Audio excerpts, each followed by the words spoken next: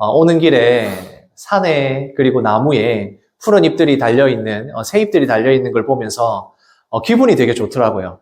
제가 나이가 좀 들어서 그런지 모르겠는데 이제 푸릇푸릇한 나무와 그리고 꽃만 봐도 기분이 좋습니다.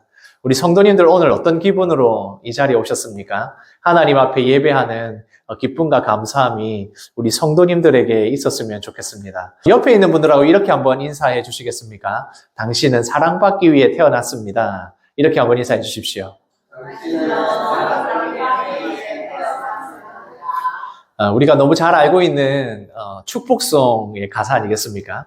당신은 사랑받기 위해 태어났습니다. 이렇게 사랑받기 위해 태어났다라고 했을 때 우리가 생각하는 사랑은 물론 우리를 이 땅에 태어나게 해주신 부모님에 대한 사랑, 그리고 서로 형제와 자매 간의 사랑, 그리고 우리의 이웃들 간의 사랑, 이런 것들을 생각합니다. 그러나 여기서 말하는 이 축복송의 가사에서의 당신은 사랑받기 위해 태어났습니다. 그 시작은 하나님이 우리를 사랑하시는 것입니다. 그래서 우리가 그 하나님의 사랑을 받은 자로서 이 자리에 기쁨으로 예배를 드리는 이 시간인 줄 믿습니다. 우리가 하나님의 사랑을 받아서 그 사랑을 전해주는 한 주간의 삶이 되었으면 좋겠습니다. 사람의 생명은 무엇보다도 소중합니다. 그렇지 않습니까? 우리의 생명, 그리고 함께하는 모든 사람들의 생명은 소중합니다. 그 생명이 소중하다라고 했을 때 그 시작은 어디에서부터이겠습니까?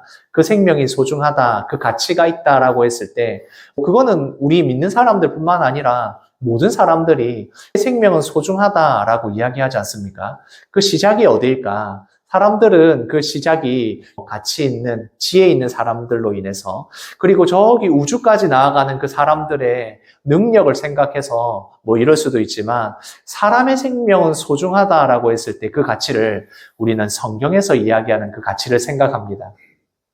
우리가 아픈 사람들이 있으면 급하게 병원으로 옮겨야 되지 않습니까? 그런데 멀리 병원에 떨어져 있고 위급한 상황이라면 큰 병원에 가기 위해서 헬기를 사용하기도 합니다. 그럴 때 사용하는 헬기를 닥터 헬기라고 하는데, 이렇게 급하게 옮겨야 되는 그 헬기는 안에 응급처치를 할 수 있는 그런 장비도 있고 의사도 같이 타고 하면서 그렇게 가야 하니까 이게 비용이 굉장히 비쌉니다. 큰 대학병원이라고 할지라도 이 닥터 헬기를 사용하기 위해서는 그 비용을 감당하기가 굉장히 어렵습니다.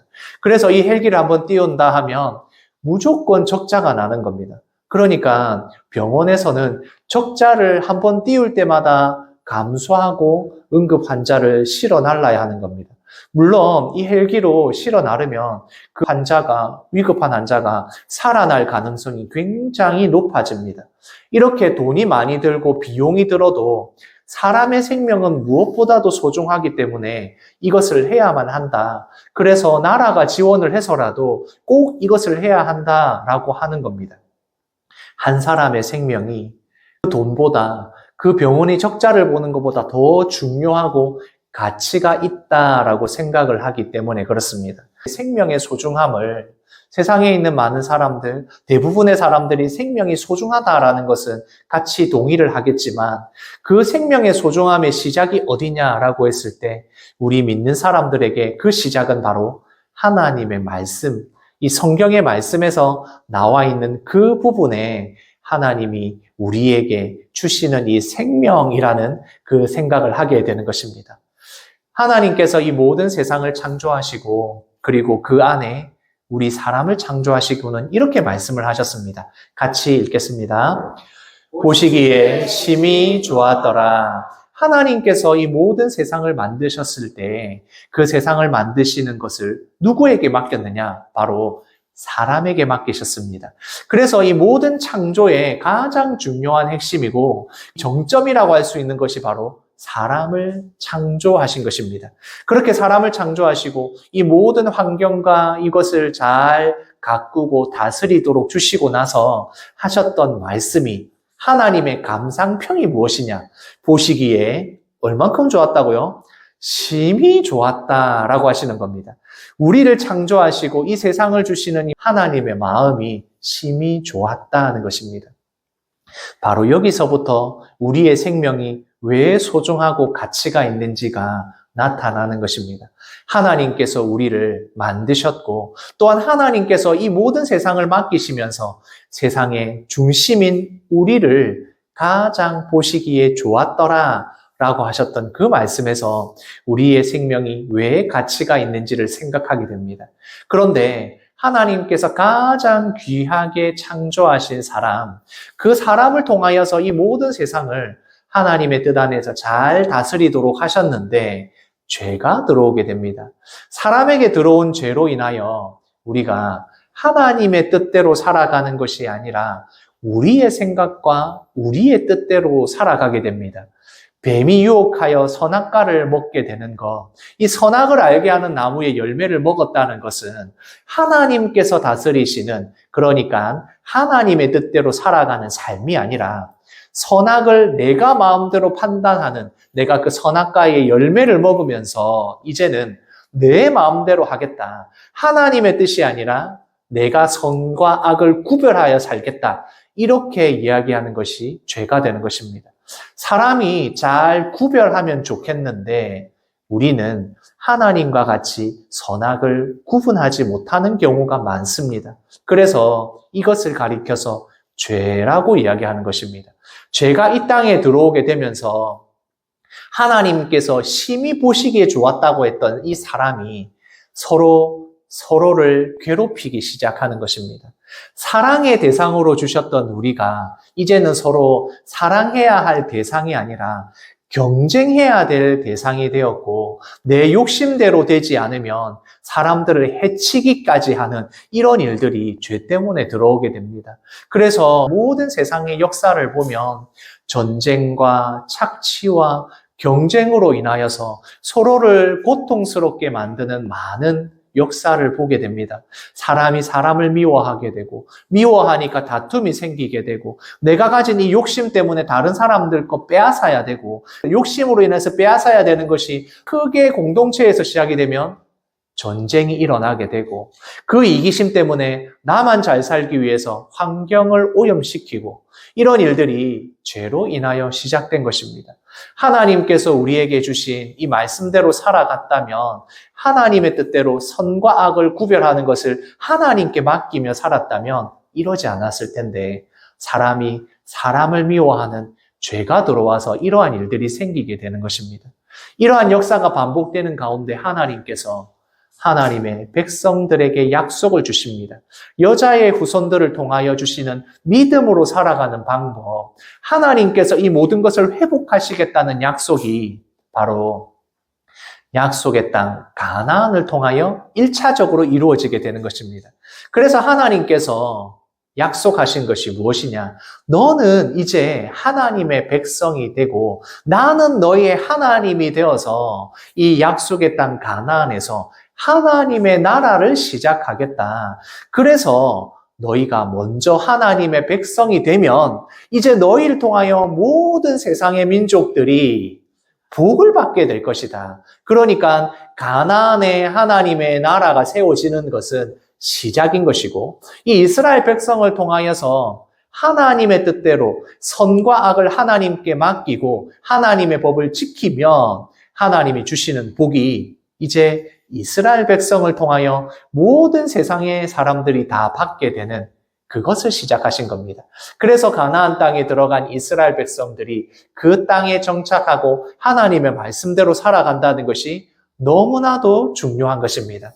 이제 가나안의 정복 전쟁이 끝나고 나서 각 지파별로 다 땅을 분배를 받았습니다. 그리고 그 땅에서 살아가는 가운데 가장 중요한 법과 제도를 하나 알려주셨는데 그것이 바로 오늘 우리가 배우게 될 도피성에 대한 것입니다. 하나님께서 주시는 이 법의 가장 핵심이 무엇일까? 하나님께서 이 이스라엘 백성을 통하여서 하나님의 나라를 시작하려고 할 때 우리나라에 헌법이 있는 것처럼 하나님이 주시는 법이 있습니다. 그것이 바로 십계명입니다. 우리가 알고 있는 이 십계명의 법의 가장 중요한 핵심 두 가지가 무엇인지 아마 기억을 하실 겁니다. 첫 번째로는 바로 하나님 사랑, 하나님을 사랑하는 것, 그것에 대한 법이 1계명부터 4계명까지 있다면 계명부터 10계명까지는 무엇이겠습니까? 바로 이웃을 사랑하는 것입니다. 하나님을 사랑하는 것으로 이웃을 사랑하는 이 두 가지의 가장 중요한 이 법의 핵심이 있습니다. 그래서 하나님의 사랑과 이웃의 사랑에서 공통된 단어가 무엇입니까? 바로 사랑이라는 것입니다. 이 사랑은 위에서부터 아래로 내려오는 것입니다. 하나님께서 그 백성을 사랑하시고 사랑을 받은 백성들이 이제는 그 사랑을 가지고 서로 이웃 간에 사랑하며 살아갈 수 있도록 이렇게 하나님의 법을 만들어 놓으신 겁니다. 그래서 가나안에서 죄가 아닌 하나님의 사랑으로 가득하기 위해서는 하나님의 사랑과 이웃의 사랑에 대한 법을 지켜나가는 것이 중요한 것입니다. 그래서 우리가 믿는 자들이 마찬가지입니다. 가장 중요한 것은 이 사랑하는 것이 가장 중요합니다. 같이 읽겠습니다. 사랑이 없으면 소리나는 구리와 울리는 꽹과리가 되고, 고린도전서 13장의 말씀에 보면 사랑에 대해서 이야기하고 있습니다. 그런데 제일 처음에 이야기하는, 여기 사랑이 없으면 할 때 이야기하는 것, 제일 처음에는 방언을 한다고 할지라도, 천국의 소리, 하늘의 소리를 너희가 말한다고 할지라도, 천사의 말을 한다고 할지라도 그 안에 사랑이 없으면 이라고 하는 것입니다. 그 당시에 바울 사도가 고린도 교회에 주시는 말씀에서 이 방언하는 것, 예배 가운데 방언하는 것에 대해서 이렇게 방언의 은사를 가진 사람도 있었을 것이고 없는 사람도 있었을 겁니다. 그런데 이 방언에 대한 논란이 되니까 사도 바울이 고린도 교회를 향하여 한 말씀입니다. 이것이 천사의 소리와 같이 예배 시간에 다 방언을 하고 있지만 방언을 하지 않는 사람들을 생각하지 않는다면, 그 안에 하나님의 사랑이 없다면 그거 아무것도 아니야. 그거는 그냥 소리 나는 구리고 울리는 꽹과리처럼 시끄러운 소리밖에 안 돼 라고 이 말씀을 하시는 겁니다. 여기에서 이 소리 나는 구리나 울리는 꽹과리는 어떤 것이냐면, 그때 당시에 이방에 우상을 섬길 때에 구리를 두드리고 그리고 꽹과리를 울리면서 그렇게 이방의 신들에게 제사 지내는 풍습이 있었습니다. 그러니까 예배 시간에 사랑이 없으면 그것이 하나님이 주시는 은사인 방언이라고 할지라도 아무 의미가 없이 오히려 이건 우상 숭배하는 거랑 똑같다, 이렇게 말씀을 하신 겁니다. 우리에게서 이 사랑이 얼마나 중요한 줄 아시겠죠? 서로를 사랑하고 하나님을 사랑하도록 만들어 놓은 이 회복, 그러니까 가나안 땅에서 이스라엘 백성들이 회복해야 될 것은 하나님을 사랑하는 것, 이웃을 사랑해야 되는 것이고, 우리 영대교회도 회복되어야 할 것이 무엇이냐면 바로 서로를 사랑하고 존중하는 것이라는 겁니다. 사랑이 없으면 아무것도 아니다. 사랑이 없으면 그것은 활짝 피어있는 푸른 나무가 아니라 다 죽어가는 고목일 뿐이다. 아무리 말씀을 잘 지킨다고 해도, 율법을 잘 지키고 예배를 잘 드린다고 해도, 우리가 열심히 섬기고 봉사한다고 해서 그 안에 사랑이 없으면 아무것도 아니다. 이것을 이야기하고 있는 것입니다. 우리가 믿고 있는 이 신앙에서 가장 큰 핵심, 중심이 바로 이것입니다. 하나님의 법을 잘 지킨다, 말씀을 잘 지킨다 했을 때 이 사랑이 없으면, 하나님을 사랑하는 그 사랑이 없으면, 이웃에 대한 존중과 성도들에 대한 배려와 사랑이 없으면 아무것도 아니다, 이렇게 이야기를 하는 것입니다. 그래서 이 이스라엘 백성들이 가나안 땅에 살아가면서 가장 중요하게 생각해야 될 것이 바로 이것입니다. 그것을 위한 도피성의 제도가 되는 것입니다. 같이 말씀을 읽겠습니다. 이스라엘 자손에게 말하여 이르기를, 내가 모세를 통하여 너희에게 말한 도피성들을 너희를 위해 정하여. 그래서 이 도피성의 제도를 만들어 놓으셨습니다. 하나님을 사랑하고 이웃을 사랑하는, 생명을 존중하는 그 제도 안에 바로 도피성의 법을 주셨다는 겁니다. 이 도피성이라는 것이 무엇이냐? 오늘 우리가 말씀에서도 읽었지만 실수로 부지 중에 내가 원치 않는 상황이었는데, 아무런 미움과 다툼과 증오가 없는데도 실수로 사람을 죽이게 되었을 경우라는 겁니다. 우리가 살아가다 보면 별의별 일이 다 일어나지 않습니까? 그렇게 원치 않는 사고가 일어날 수 있고 사건이 일어날 수 있는데 그렇게 내가 사람을 죽이려는 의도가 없었음에도 불구하고 만약 실수로 사람을 죽이게 되었다면 너희들은 도피성이라는 것을 만들어서 그곳에 도망가도록 피할 수 있도록 해라 라고 제도를 만들어 놓으신 겁니다.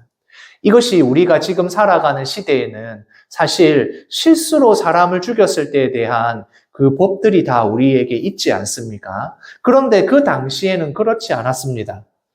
눈에는 눈, 이에는 이. 이것이 너무나도 당연한 법이었습니다. 그러니까 팔을 다치게 했으면 그 사람도 똑같이 팔을 다쳐야 되는 겁니다. 만약에 다리를 다치게 했으면 그 사람도 똑같이 다리를 다치게 해야 되는 겁니다.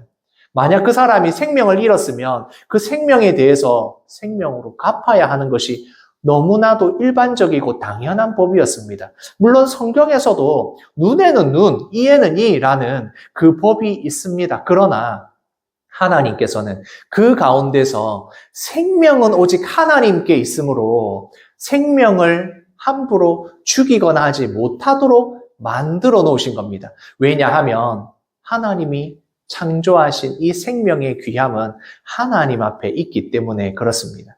생명이 소중한 이유, 하나님께서 우리를 창조하셔서 우리가 살아가는 모든 가운데 하나님의 형상으로 살기 때문입니다. 그래서 모든 사람은 하나님의 형상이기 때문에 그 생명을 귀하게 여겨라. 이것을 바로 도피성의 제도를 통해서 알려주시는 겁니다.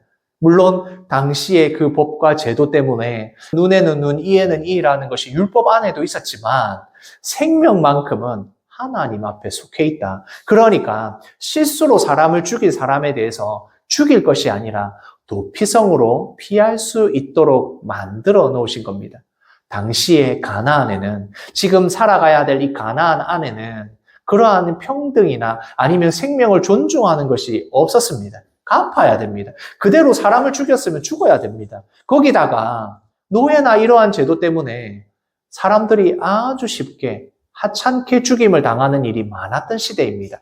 그러한 시대에 하나님께서 도피성의 제도를 통해서 이 생명은 하나님께 있음을 분명하게 말씀해 주시는 겁니다. 그래서 이 도피성은 하나님께서 이 백성들에게 주셔서 생명이 오직 하나님께 있음을 알려주시는 제도가 되는 것입니다. 그 가나안의 문화와 그리고 이집트 애굽에서의 문화와 달리 하나님께서 주시는 이 제도인 도피성을 통해서 이 생명이 누구에게 달려 있는지 알고 있어라 라고 알려주시는 겁니다. 물론 그 당시에 이스라엘 백성들이 살아가는 시대의 한계는 분명히 있습니다. 노예들이 존재했고 노예들에 대한 제도들이 율법이나 이런 데 보면 나올 수밖에 없습니다. 그러나 노예라고 할지라도 심지어 이방인이라고 할지라도 이 도피성의 제도가 다 포함이 됩니다. 그래서 이스라엘 백성들뿐만 아니라 실수로 부지 중에 사람을 죽인다면 그것에 대해서 도피성으로 피할 수 있도록 하나님께서 제도를 통하여 만들어 놓으셨습니다. 오늘 우리가 말씀을 다 읽었지만 대표적인 도피성들이 6곳이 있는데 그곳이 어디에 있는지를 지도로 이렇게 나타내면 이렇습니다. 보시면 각 지역별로 흩어져 있는 것을 보실 수 있습니다. 그러니까 이렇게 지역별로 있으니까 만약에 실수로 죄를 지었을 때는 빨리 가장 가까운 도피성으로 갈 수 있도록 이렇게 제도를 만들어 놓으신 겁니다. 왜냐하면 이렇게 사람을 죽이게 되면 죽은 사람에 가까운 사람이 이 죽인 사람에 대해서 복수를 하는 게 의무였거든요. 그 사람을 죽여야 되는 게 의무였기 때문에 빨리 갈 수 있도록 그 지역별로 도피성을 만들어 놓은 것입니다. 그 과정을 보면 실수로 사람을 죽인 사람이 가까운 도피성으로 달려가게 됩니다. 그렇게 달려가서 그 도피성 안에 있는 그 도피성의 대표가 장로가 있을 거 아닙니까? 그 장로에게 가서 내가 이런 일로 해서 실수로 사람을 죽였습니다. 그렇게 허락이 되면 이제 그 안에 도피성에 자신이 있을 곳을 정해주게 되고 그곳에서 살아가게 되는 것입니다. 그러면 그 도피성으로 피난을 갔다라고 하는 이야기가 들릴 거 아닙니까? 그러면 가장 가까운 사람, 그 죽은 사람에 가까운 사람이 피해 보복자가 되어서 쫓아오는 겁니다. 왜냐하면 그것이 당시에는 당연한 법이었고 당연히 그렇게 해야 되는 상식이었기 때문입니다. 그렇게 피해 보복자가 찾아와서 아니 이 사람 내놓으시오. 우리 형을 죽였어. 우리 동생을 죽였어. 우리 아버지를 죽였어. 이렇게 하면 그 도피성에 있는 장로와 사람들이 절대로 문을 열어주지 않아서 그 사람이 살아남을 수 있도록 도피성 안에서 피해서 살아남을 수 있도록 이렇게 제도를 만들어 놓으신 겁니다. 그렇게 도피성에 이제 있게 되면 그곳에서 이제 재판이 이루어지게 되고 그 재판을 통하여서 이 사람이 진짜 부지 중에 그런 것인지 아니면 고의로 한 것인지를 가려내겠죠. 그렇게 재판을 하고 그 도피성에서 이제 마음대로 사람이 나갈 수 있느냐? 그렇지 않습니다. 이 사람이 나갈 수 있는 몇 가지가 있는데 재판을 통해서 물론 그 사람이 완전히 부지 중에 실수다라고 하면 나갈 수도 있겠지만 그 말고는 나갈 수 있는 방법이 하나밖에 없었습니다. 왜냐하면 나가게 되면 피해 보복자가 언제 또 죽일 줄 모르니까 나가는 것을 조심해야 되기도 하고 또한 그 사람이 부지정의 죄를 지었지만 사람을 죽였다라는 죄가 있기 때문에 함부로 나아갈 수가 없는 것입니다. 언제 나아갈 수가 있느냐 하면 대제사장, 그 대제사장이 죽으면 그 죽음과 함께 그곳에 있었던 도피성에 있던 사람이 자기의 고향으로 돌아갈 수 있게 되는 겁니다. 이게 무슨 의미겠습니까? 이것을 통해서 이스라엘 백성들에게 교육을 시키는 겁니다. 아무리 실수로 저질렀다고 해도 죄를 지은 사람은 그 죄가 그대로 있다. 그 죄를 용서받을 수 있는 방법은 대제사장의 죽음이라는 이 속죄로 인해서 그 사람이 풀려날 수 있다는 겁니다. 부지 중에 죄를 지었다고 해서 그 사람의 죄가 없다라는 것이 아니라 도피성으로 피할 수 있게 만들어 놓으신 거지 그 죄를 완전하게 해결하기 위해서는 속죄해야 되는, 죽어야 되는 사람이 필요하다는 것입니다. 그래서 이 이스라엘 백성들에게 도피성을 통해서도 교육하고 있는 것입니다. 같이 읽겠습니다. 죄 용서를 받기 위해서 희생이 필요하다. 죄를 용서받는 것이 그냥 공짜로 이루어지는 건 아무것도 없다. 짐승의 죽음이 있든지 아니면 희생에 사람에 있든지 그렇게 이 희생을 통해서만 죄를 용서받을 수 있다. 이 도피성으로 피한 사람 같은 경우에는 바로 대제사장의 죽음이 속죄가 되어서 그 이후에 갈 수 있다. 풀려날 수 있다. 이 도피성에서 나아갈 수 있게 되는 겁니다. 그래서 이 도피성의 제도도 마찬가지고 하나님께서 이스라엘 백성들에게 주신 율법이나 이 말씀들을 보게 되면 도피성으로 피하는 것이 무엇인지 그리고 도피성으로부터 완전하게 죄가 해결되는 것이 무엇인지를 우리에게 알려주고 계시는 겁니다. 결국엔 이것이 그림자처럼 되어서 예수님께서 이 땅에 오셔서 이루어진 우리의 죄 용서의 문제가 어떻게 된 것인지를 알려주시는 것입니다. 예수님께서 이 땅에 오셔서 이루어진 십자가의 죽으심만으로 우리가 죄 용서를 받게 되었다는 겁니다. 우리가 예수님을 믿음으로 도피성에 피하듯이 우리가 피할 수 있지만 여전히 우리는 그 죄에 대해서 죄를 다 가지고 있는 것입니다. 우리가 죄를 용서받았다. 우리가 교회에 나온다고 해서 우리가 선해지는 것이 아닙니다. 여전히 죄된 본성을 가지고 있습니다. 말씀을 전하는 저나 여기에서 예배를 드리고 있는 성도님들 마찬가지입니다. 그러나 예수님께서 우리를 위하여 십자가 지시고 죽으심으로 그 죄가 완전하게 용서받게 되는 것, 그것을 바로 우리에게 알려주고 계신 것입니다. 우리의 도피성 되신 예수 그리스도, 그 예수님이 십자가 지심으로 말미암아 우리가 죄에서 완전하게 자유를 얻게 된 것입니다. 사람을 죽인 죄보다 더 큰 죄, 그 죄들을 가지고 있어서 우리는 죽을 수밖에 없는 존재이지만 예수님을 믿음으로 말미암아 영원한 하나님의 나라 백성이 되는 것, 그것을 이 도피성의 제도를 통해서 이스라엘 백성들에게 먼저 알려주셨고 그 완전하게 이루어진 것을 우리가 오늘 말씀을 통하여서 예수님의 십자가를 믿는 우리에게 알려주고 계시는 것입니다. 이제 우리는 예수님께 피하여서 도피성 대신 예수님에게 피하여 영원한 구원과 자유를 얻게 된 것입니다. 그러면 이제 우리는 자유받았으니까, 이제 우리가 구원받았으니까 우리는 너무 감사하며 살아가면 돼. 물론 그것도 중요한 일이지만 예수님이 우리에게 피난처 되시고 우리에게 도피성이 되신 그것을 이제 우리가 체험했으니까 이제 돌려줄 때가 된 것입니다. 그래서 예수님께서 나의 도피성이 되어주신 것처럼 우리 영대교회 성도님들이 살아가면서 일상에서 만나는 모든 일들을 통하여서 도피성이 되어주셔야 합니다. 믿는 사람들의 도피성이 될 뿐만 아니라 믿지 않는 모든 사람들에게서도 우리가 도피성이 되어야 됩니다.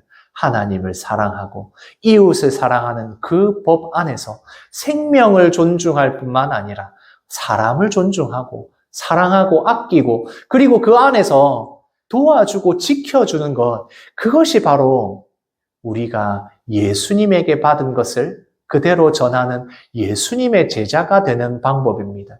내가 조금 손해보더라도, 내가 피해보더라도 내 이기심과 내 욕심이 아닌 예수 그리스도의 사랑으로 우리의 모든 성도님들이 피난처가 도피성이 되시기를 소원합니다. 같이 읽겠습니다. 내가 이미 받았으니 받은 대로 사랑하겠습니다. 우리를 사랑하시고 우리의 생명을 존중하고 아껴주시고 보시기에 심히 좋았다고 하신 그 하나님의 뜻대로 우리를 위하여 십자가 주신 예수 그리스도의 뜻대로 이미 우리가 그 사랑을 받았으니 받은 대로 서로 사랑하고 존중하고 아끼는 이 한 주간의 삶을 살아가시는 우리 영대교회 성도님들 되시기를 소원합니다. 아멘.